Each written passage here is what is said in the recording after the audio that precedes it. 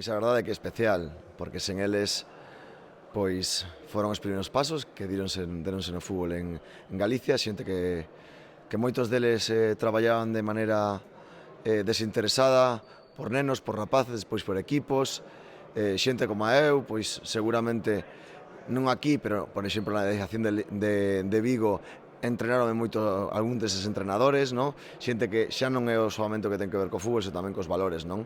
Forman persoas, formaron seguro que moitos deles algúns xogadores e todo movido para a paixón que ten o fútbol, polo tanto é de agradecerlles neste mundo como está agora mesmo, xente que traballa desinteresadamente, xente que ten carreras tan largas de fútbol porque ten esa paixón.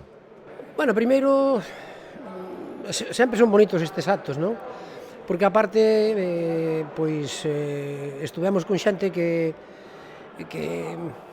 con algunha, pois fixen eu os cursos de adestrador fai muchísimos anos e con outra xente que levaba moito tempo sin ver, que cando empezamos pois conocíamonos todos e tal, e bueno, pois foi bonito o acto en sí por poder falar e estar con toda esta xente que facía tempo que non víamos.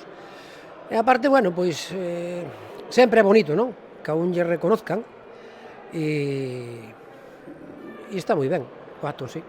Por supuesto que sí, porque eu me encontro moi ben e penso que co tempo pois cada un, o sea, cada vez está máis preparado, ten as mesmas ilusións, as mesmas ganas ou máis e boto de menos o adestrar.